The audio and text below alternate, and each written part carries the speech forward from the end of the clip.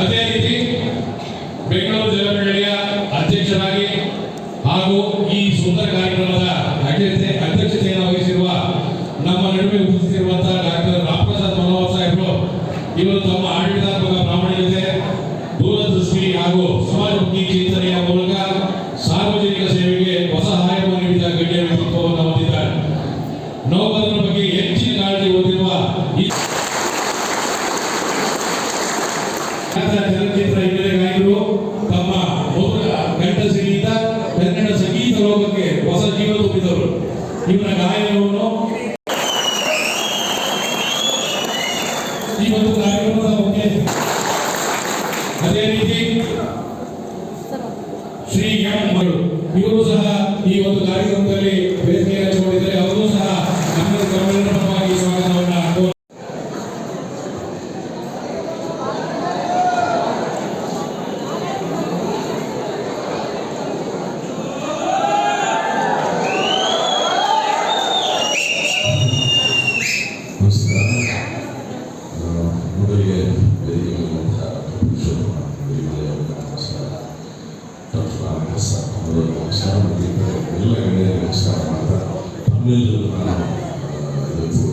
ಈ ಒಂದು ಸಂದರ್ಭದಲ್ಲಿ ತಮ್ಮೆಲ್ಲರೂ ಸಭಾಗಿ ನಿಮ್ಮೆಲ್ಲರೂ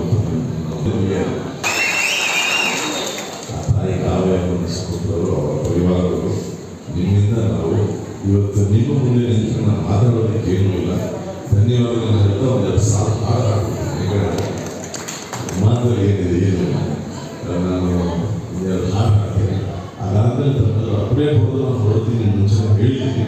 ಆದರೂ ಏನು ಹಾಡಿದ್ದಾರೆ ಹೇಳೋದು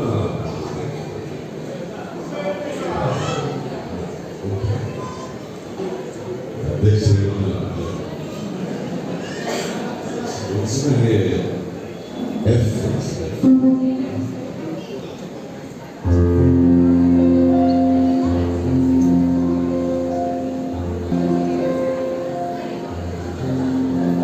ಕನ್ನಡ ರಾಜ್ಯೋತ್ಸವ ಅನ್ನೋದು ಒಂದು ರೀತಿ ರಚನೆ ಒಂದು ಉತ್ಸವ ಆಗುವ ದಿನದ ಹಬ್ಬ. ವಿಶೇಷವಾಗಿ ಕನ್ನಡಿಗರಿಗೆ ಈ ಒಂದು ಪ್ರೋಗ್ರಾಮ್ ಆಗುತ್ತೆ. ನಾನು ಹುಟ್ಟಿದ್ದು ಬೆಳೆದಿದ್ದು ಮೈಸೂರಲ್ಲಿ.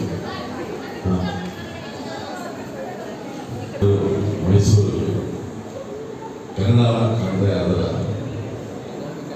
ಸೌಭಾಗ್ಯನು ಅದರಲ್ಲಿರುವಂತಹ ಸಂತೋಷ ಏನು. ಮತ್ತು ಇದು ನಾನು ಎಲ್ಲ ಕಡೆ ಹೇಳಿರೋ ಮಾತನ್ನು ವ್ಯಕ್ತಪಡೋಕೆ ಮುಂದೆ ಹೇಳ್ತೀನಿ. ಕನ್ನಡಿಗನಾಗಿ ಒಬ್ಬ ಕಲಾವಿದನಾಗಿ ಬಿಡಬೇಕು ಭಾಳ ಕಲಾವಿದನಾಗಿ ಈ ನಾಡಿನಲ್ಲಿ ನಮ್ಮೆಲ್ಲ ಪ್ರೀತಿಯನ್ನು ಬೆಳೆಸಿದ್ದೇನೆ. ಅವ್ರಿಗೆ ಎಷ್ಟೋ ಜನರ ಪುಣ್ಯ ಮತ್ತು ಆಶೀರ್ವಾದ. ಹಾಗಾಗಿ ಕನ್ನಡ ರಾಜ್ಯೋತ್ಸವದಿಂದ ಉತ್ಸಾಹ ಈ ಸಾವಿನ ಹಾಡಿ ನಾನು ಬೇರಿಸಿದ ಹಾಡುಗಳನ್ನು ಮಾಡ್ತೀವಿ.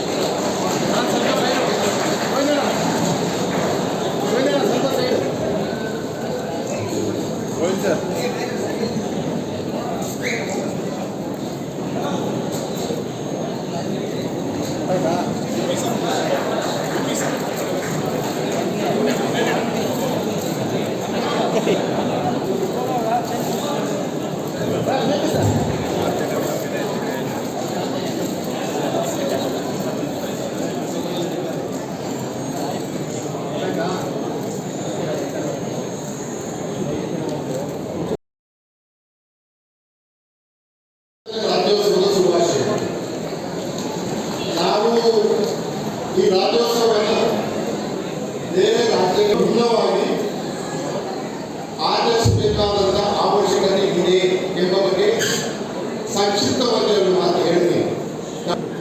ನಿರೀಕ್ಷೆಯ ಮಟ್ಟದಲ್ಲಿ ಬೆಳೀತಾ ಇಲ್ಲ. ಭಾರತದಿಂದ ಅಂದರೆ ಇಲ್ಲ 2027ರ ಜನಗಣತಿ ಇನ್ನೂ ಬರಬೇಕಷ್ಟೇ.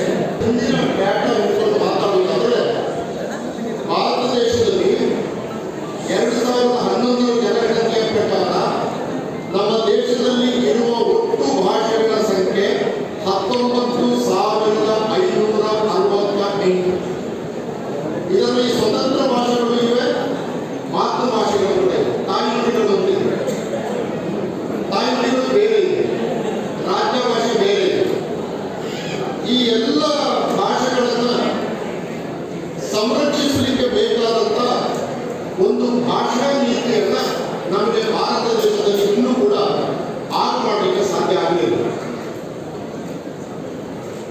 ಅಂದ್ರೆ 22 ಭಾಷೆಗಳು, ಕನ್ನಡ ಸೇರಿದ ಕನ್ನಡ, ತಮಿಳು, ತೆಲುಗು, ಮಲಯಾಳಂ, ತೆಲುಗು, ಆಮೇಲೆ ಮರಾಠಿ, ಈ ಎಲ್ಲ ಭಾಷೆಗಳು 22 ಭಾಷೆಗಳು ಸಂವಿಧಾನದ 8ನೇ ಪರಿಚ್ಛೇದದಲ್ಲಿ ಭದ್ರವಾಗಿವೆ. ಈ ಭಾಷೆಗಳಿಗೆ ಒಂದು ಸಂರಕ್ಷಣೆ ಇದೆ. ಆದರೆ ಮಾತೃಭಾಷೆಗಳಿದೆಯಲ್ಲ, ಇದಕ್ಕೆ ಸಂರಕ್ಷಣೆಗಳಿಲ್ಲ.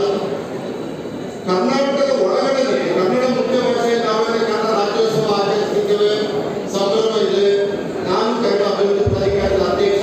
ಇದೆಲ್ಲದರ ಜೊತೆಗೆ ಕನ್ನಡದಲ್ಲಿ ಕರ್ನಾಟಕದ ಒಳಗಡೆ 230 ಭಾಷೆಗಳಿವೆ. ಚಿಕ್ಕ ಚಿಕ್ಕ ಚಿಕ್ಕ ಚಿಕ್ಕ ಭಾಷೆಗಳು 230 ಭಾಷೆಗಳಿವೆ. ಕೊಡವ ಭಾಷೆ ಇದೆ, ತುಳು ಭಾಷೆ ಇದೆ, ಬ್ಯಾರಿ ಭಾಷೆ ಇದೆ, ಇನ್ನು ಅನೇಕ ಭಾಷೆಗಳಿವೆ. ಕೊರತೆ ಮೊನ್ನೆ ಬೆಂಗಳೂರು ಲಿಟರರಿ ಫೆಸ್ಟಿವಲ್ನಲ್ಲಿ ನಾನು ಮೈನರ್ ಲ್ಯಾಂಗ್ವೇಜಸ್ ಬಗ್ಗೆ ಒಂದು ಗೋಷ್ಠಿ ಮಾಡೋಣ ಅಂತ ಹೇಳಿದಾಗ ಸಿಂಧಿ ಭಾಷೆ ಮತ್ತು ಕೊರಕ ಭಾಷೆಯ ಬಗ್ಗೆ ಒಂದು ಸೆಷನ್ ನಡೆಯಿತು. ಅಲ್ಲಿ ಸೇರಿದ್ರೆ ಯಾರಿಗೂ ಕೂಡ ಕರ್ನಾಟಕದ ಒಳಗಡೆ ಕೊರಕ ಭಾಷೆ ಇದೆ ಅಂತ ಗೊತ್ತಿಲ್ಲ. ಸೊ 230 ಭಾಷೆ ಇದೆ. ದೇಶದಲ್ಲಿ 19,568 ಭಾಷೆಗಳಿದೆ. ಈ ಭಾಷೆಗಳಲ್ಲಿ 1990ರ ಅನೇಕ ಭಾಷೆಗಳು ಸಾಯ್ತಾ ಇವೆ. ಹೀಗೆ ಸಾಯ್ತಾ ಇರುವಂತಹ ಸಂದರ್ಭದಲ್ಲಿ ಯುನೆಸ್ಕೋ ಇತ್ತೀಚೆಗೆ ಒಂದು ವರದಿ ಬಿಡುಗಡೆ ಮಾಡಿದೆ. ಅದರ ಪ್ರಕಾರ ಮುಂದಿನ 50 ವರ್ಷದಲ್ಲಿ, ಅಂದರೆ 5 ದಶಕದಲ್ಲಿ ಭಾರತದ 390 ಭಾಷೆಗಳು ಸಾಗಿವೆ. 390 ಅಲ್ಲಿ 250 ಆಲ್ರೆಡಿ ಹೋಗಿದೆ, 390 ಮುಂದಿನ 50 ವರ್ಷಗಳಲ್ಲಿ ಸತ್ತೋಗಿದೆ. ಅಂದ್ರೆ ಭಾರತದ ಮಲ್ಟಿಪ್ಲಿಸಿಟಿ ಇದೆಯಲ್ಲ, ಭಾಷೆಯ ಬಹುತ್ವ ಇದೆಯಲ್ಲ, ಇದು ತೊಂದರೆಯಲ್ಲಿ ಸಿಕ್ಕಾಕೊಂಡಿದೆ. ಆದ್ದರಿಂದ ನಾವು ರಾಜ್ಯೋತ್ಸವದಲ್ಲಿ ಕನ್ನಡ ಭಾಷೆಯ ಬಗ್ಗೆ ಯಾವ ಸಂಭ್ರಮ ಇದೆ ಅದು ನವೆಂಬರ್ ತಿಂಗಳಿಗೆ ಮಾತ್ರ ಸೀಮಿತ ಆಗದೆ ಇಡೀ ವರ್ಷ ನಾವು ನಮ್ಮ ಭಾಷೆಯನ್ನು ಸಂರಕ್ಷಿಸುವ ಹಾಗೆ, ಬಳಸುವ ಹಾಗೆ, ಬೆಳೆಸುವ ಹಾಗೆ ಒಂದು ಎಚ್ಚರವನ್ನು ಕಾಪಾಡಬೇಕು. ನೋಡಿ, ಬೆಂಗಳೂರಿನಲ್ಲಿ ಕನ್ನಡ ಮಾತನಾಡುವ ಸಂಖ್ಯೆ 30% ಇಳಿದಿದೆ. 70% ಬೇರೆ ಭಾಷೆ ಮಾತಾಡ್ತಾರೆ. ಇದು ಅಪರಾಧ ಏನು ಅಲ್ಲ. ಮೆಟ್ರೋ ಸಿಟಿ ಆದ್ದರಿಂದ ಇಲ್ಲಿ ಬಹುರಾಷ್ಟ್ರೀಯ ಕಂಪನಿಗಳಿವೆ. ಕೇಂದ್ರ ಸರ್ಕಾರದ ಅಂಡರ್ನಲ್ಲಿ ಬರುವ ಅನೇಕ ಕಂಪನಿಗಳಿವೆ, ಏರ್ಪೋರ್ಟ್ ಇದೆ. ಇಲ್ಲಿಗೆ ಬರೀ ಕನ್ನಡವೇ ಇರಬೇಕು ಅಂತ ನಿರೀಕ್ಷೆ ಮಾಡುತ್ತಾರೆ. ಬೇರೆ ಭಾಷೆಗಳು ಕೂಡ ಬರ್ತಾರೆ. ಆದರೆ ಯಾರು ಕರ್ನಾಟಕದ ಒಳಗಡೆ 6 ತಿಂಗಳಿಗಿಂತ ಹೆಚ್ಚು ಕಾಲ ಬದುಕುತ್ತಾರೋ, ಬದುಕುವ ಉದ್ದೇಶ ಇಟ್ಟುಕೊಂಡು ಬರ್ತಾರೋ ಅವರಿಗೆ ಮಾತನಾಡುವಷ್ಟು ಕನ್ನಡವನ್ನಾದರೂ ನಾನು ನೀವು ಕಲಿಸಬೇಕು. ಅವರು ನಮ್ಮ ಅತಿಥಿಗಳು, ಅವರು ಹೊರಗಿನವರಲ್ಲ. ಹಾಗೆ ಬಂದವರ ಜೊತೆಗೆ ದಯವಿಟ್ಟು ಅವರ ಭಾಷೆಯನ್ನು ಮಾತಾಡದೆ ನಮ್ಮ ಭಾಷೆಯನ್ನು ಅವರಿಗೆ ಮಾತಾಡಿ. ಇಷ್ಟು ಮಾಡಿದರೆ ನೀವು ಕನ್ನಡ ಭಾಷೆಯನ್ನು ಉಳಿಸಬೇಕು. ಬೆಂಗಳೂರು ನೀರು ಮತ್ತು ಒಳಚರಂಡಿ ಮಂಡಳಿಯ ನೌಕರ ಸಂಘದ ಸಂಯುಕ್ತ ಆಶ್ರಯದಲ್ಲಿ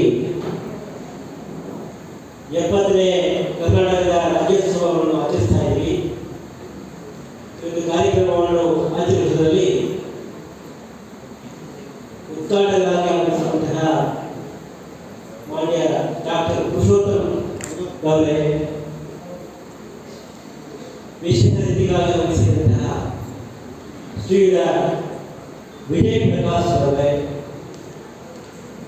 ಅಧ್ಯಕ್ಷರಾಗಿರುವಂತಹ ಕ್ರಿಯಾಶೀಲ ಅಧ್ಯಕ್ಷರಾಗಿರುವಂತಹ ಶ್ರೀಯುತ ಗೋವಿಂದ ಅಧ್ಯಕ್ಷರಾಗಿರುವಂತಹ ಪೂರ್ಣ ಸಂಗಮಪ್ಪನವರೇ, ನಮ್ಮ ಪ್ರಧಾನ ಮುಖ್ಯಮಂತ್ರಿಯಾಗಿರುವಂತಹ ಸಲಹೆಗಾರರಾಗಿರುವಂತಹ ಶ್ರೀ ಬಾಲಯ್ಯ ಅವರೇ, ನಮ್ಮ ಆರ್ಥಿಕ ಸಲಹೆಗಾರ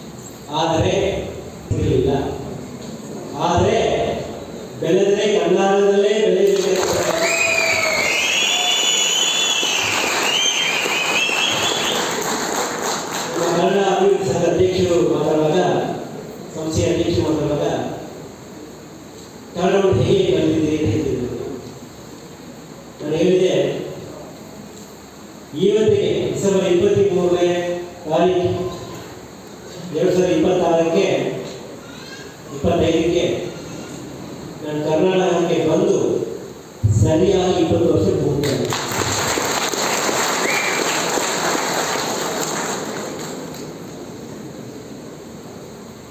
ವರ್ಷ ಕೆಲವು ಅನ್ಸ್ಕೊಳ್ಬೋದು, ಸರ್ 2010 ಬ್ಯಾಚ್ ಎಲ್ಲಿಂದ 20 ವರ್ಷ ಆಗಿದೆ. ನಾವು 2006ರಲ್ಲಿ ನಿರುದ್ಯೋಗಿಯಾಗಿ ಇದ್ದ ಸಮಯದಲ್ಲಿ ನನಗೆ ಅನ್ನ ಹಾಕಿದ ಸಂಸ್ಥೆ ಹೆಬ್ಬಾಳ ವೆಟರಿ ಕಾಲೇಜು. ಅವಾಗ ಕೇವಲ 300 ರೂಪಾಯಿ ಸಂಬಳಕ್ಕೆ ದಿನಕೂಲಿ, ಗೌರವ ಲೆಕ್ಚರರ್ ಆಗಿ ಗೌರವ ಟೀಚರ್ ಆಗಿ ಜಾಯ್ನ್ ಆಗಿದೆ. ಆವತ್ತು ಏನು ಅನ್ಕೊಂಡಿದ್ದೇನೆ ಗೊತ್ತಿಲ್ಲ. ಸರಿಯಾಗಿ 4 ವರ್ಷ ಆದಮೇಲೆ 2010ರಲ್ಲಿ ಮತ್ತೆ ಕರ್ನಾಟಕ ರಾಜ್ಯಕ್ಕೆ ನಾನು ಪೋಸ್ಟಿಂಗ್ ಆಗಿದೆ.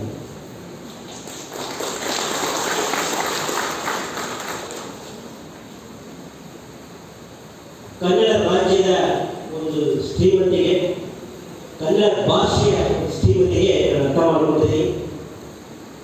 ಸುಮಾರು ಜನ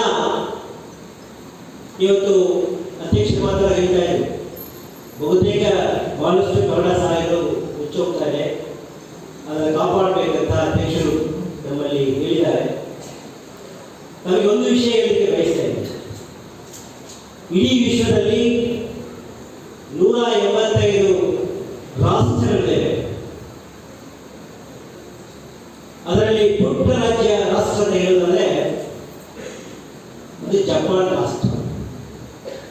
ಒಂದು ಸಣ್ಣ ಐಲ್ಯಾಂಡ್, 4 ಕಡೆ ಸಮುದ್ರ ಇದೆ, ಜಮೀನು ಕೇವಲ ಕಡಿಮೆ ಜಮೀನು. ಆ ಪುಟ್ಟ ರಾಷ್ಟ್ರದಲ್ಲಿ ಒಂದು ಶಕ್ತಿ ಇದೆ. ಆ ಪುಟ್ಟ ಜಪಾನ್ ರಾಷ್ಟ್ರ ಇದೆ, ಇಡೀ ವಿಶ್ವದಲ್ಲಿ ಅತಿ ದೊಡ್ಡ ಆರ್ಥಿಕ ಸೌಲಭ್ಯ ಪಡೆದುಕೊಂಡಿದೆ. ವಿಶ್ವದಲ್ಲೇ ಅತಿ ದೊಡ್ಡ ಆರ್ಥಿಕವಾಗಿ ಸಮರ್ಥವಾಗಿರುವಂತಹ ರಾಷ್ಟ್ರ ಯಾವಪ್ಪ ಅಂದರೆ ಅಮೆರಿಕ ಆದಮೇಲೆ ಬಹಳ ಸಣ್ಣ ಪುಟ್ಟ ಜನರು ಇದ್ದಾರೆ. ಸಣ್ಣ ಪುಟ್ಟ ರಾಷ್ಟ್ರ ಜಪಾನ್ ರಾಷ್ಟ್ರ. ಜಪಾನ್ ರಾಷ್ಟ್ರದಿಂದ ನಮ್ಮ ಬೆಂಗಳೂರು ಜನರಿಗೆ 5,500 ಕೋಟಿ ರೂಪಾಯಿ ಸಾಲ ಕೊಡೋಕ್ಕೆ ಜನ ಬಂದರು. ಬಂದಾಗ ಜಪಾನ್ ರಾಜ್ಯದ ರಾಯಭಾರಿಗಳು ನಮ್ಮ ಜೊತೆಗೆ ಮೀಟಿಂಗ್ ಮಾಡ್ತಾ ಇದ್ರು. ಆ ಸಂದರ್ಭದಲ್ಲಿ ಅವ್ರ ಜೊತೆಗೆ ಒಬ್ಬರು ಕರ್ಕೊಂಡು ಬಂದಿದ್ರು. ಏನೇ ಮಾತಾಡಿದ್ರು ರಾಯಭಾರಿಗಳು ಜಪಾನ್ ಭಾಷೆಯಲ್ಲೇ ಮಾತಾಡ್ತಾ ಇದ್ರು, ನಾವು ಇಂಗ್ಲಿಷ್ ಭಾಷೆಯಲ್ಲಿ ಮಾತಾಡ್ತಿದ್ವಿ. ಅಲ್ಲಿ ಅವರಿಗೆ ಒಬ್ಬರು ಟ್ರಾನ್ಸ್ಲೇಟ್ ಮಾಡಿಕೊಂಡು ಜಪಾನ್ ಭಾಷೆ ವಾಪಸ್ ಹೇಳ್ತಾನೆ ಇದ್ರು. ನಾನು ಅಲ್ಲಿ ಟ್ರಾನ್ಸ್ಲೇಟ್ ಜೊತೆಗೆ ಮತ್ತವರಿಗೆ ಹೇಳ್ತಿದ್ದೆ, ಏನು ಇಷ್ಟೆಲ್ಲ ಓದಿದ್ದಾರೆ, ಪಾಪ ಇಂಗ್ಲಿಷ್ ಗೊತ್ತಿರೋದೇ ಇದೆ. ಅವ್ರು ಹೇಳಿದ್ರು ಒಂದೇ ಮಾಡಿ, ಸರ್ ಅವ್ರಿಗೆ ಇಂಗ್ಲಿಷ್ ಚೆನ್ನಾಗಿ ಗೊತ್ತು, ಆದರೂ ನಾನು ಮಾತೃಭಾಷೆಯಲ್ಲೇ ಮಾತಾಡ್ತಿದ್ದ ಅಭಿಮಾನದಿಂದ ಅವರು ಭಾರತ ದೇಶದಲ್ಲಿದ್ದರೂ ಕೂಡ ಜಪಾನಿಯ ಭಾಷೆ ಮಾತಾಡಿದ್ದಾರೆ ಅಂತ. ಈಗ ನಮಗೆ ಅರ್ಥ ಆಗಬೇಕು, ಪುಟ್ಟ ರಾಷ್ಟ್ರ ಜಪಾನ್ ರಾಷ್ಟ್ರ ಹೇಗೆ ವಿಶ್ವದಲ್ಲಿ ದೊಡ್ಡ ಆರ್ಥಿಕ ಸೌಲಭ್ಯ ಪಡೆದುಕೊಂಡು ನಮ್ಮನ್ನ ಭಾರತ ದೇಶಕ್ಕೆ ಸಾಲ ಕೊಡುತ್ತಿದ್ದಾರೆ. ಏನಕ್ಕೆ? ಮಾತೃಭಾಷೆಯಲ್ಲಿ ಪ್ರತಿಯೊಂದು ವಿಷಯವನ್ನು ಕಲಿತಾರೆ. ಮಾತೃಭಾಷೆಯಲ್ಲಿ ಪ್ರತಿಯೊಂದು ವಿಷಯ ಕಲಿಯುವವರಿಗೆ ಇರುವ ಶಕ್ತಿ ಯಾರಿಗೂ ಇರಲ್ಲ. ಅದಕ್ಕೆ ಉದಾಹರಣೆ ನಾನು ಮಾತೃಭಾಷೆ ತಮಿಳಿನಲ್ಲೇ 1ನೇ ತರಗತಿ 12ನೇ ತರಗತಿಗೆ ಓದಿ ಇವತ್ತು IAS ಅಧಿಕಾರಿ ಆಗಿದೆ. ತಮಿಳಲ್ಲೇ ಇಲ್ಲ, ಇವತ್ತು ಕನ್ನಡ ಭಾಷೆಯಲ್ಲೇ ಓದಿ ಇವತ್ತು ಅಮೆರಿಕಾದಲ್ಲಿ ದೊಡ್ಡ ಸೈಂಟಿಸ್ಟ್ ಆಗಿರ್ತಾರೆ. ಸಿಂಧೂರವರು ಕರ್ನಾಟಕದವರೇ, ಮಂಡ್ಯದವರೇ. ಅವರು ಓದಿದ್ದು ಕನ್ನಡ ಭಾಷೆಯಲ್ಲಿ. ಹಾಗಾಗಿ ಇವತ್ತು ನಮ್ಮ ಜನಮನೆಯ ಸಮಸ್ತ ಅಧಿಕಾರಿ ಮತ್ತು ನೌಕರ ಭಾಗದ ಒಂದು ಮನವಿ ಮಾಡಿಕೊಳ್ತಾ ಇದ್ದೀನಿ. ನಾವೇನಾದರೂ ಒಂದು ಕನ್ನಡ ರಾಜ್ಯೋತ್ಸವ ಮಾಡ್ತೀವಿ ಅಂತ ಏನಾದರೂ ಒಂದು ಸೇರಿದರೆ ಮೊದಲನೇದಾಗಿ ನಮ್ಮ ಮಕ್ಕಳಿಗೆ ಕನ್ನಡ ಭಾಷೆ ತಿಳಿಸ್ಕೊಡ್ಬೇಕು. ನಾನು ನನ್ನ ಮಕ್ಕಳಿಗೆ 2 ಭಾಷೆ ಓದಿಸ್ತಾ ಇದ್ದೀನಿ, ಒಂದು ತಮಿಳು, 2 ಕನ್ನಡ. ಯಾಕೆಂದ್ರೆ ಮಾತೃಭಾಷೆ ಬಹಳ ಮುಖ್ಯವಾಗಿರುವಂಥ ವಿಷಯ. ಮಾತೃಭಾಷೆಯಲ್ಲಿ ಬರುವಂತಹ ಶಕ್ತಿ ಯಾವುದೂ ಬರಲ್ಲ.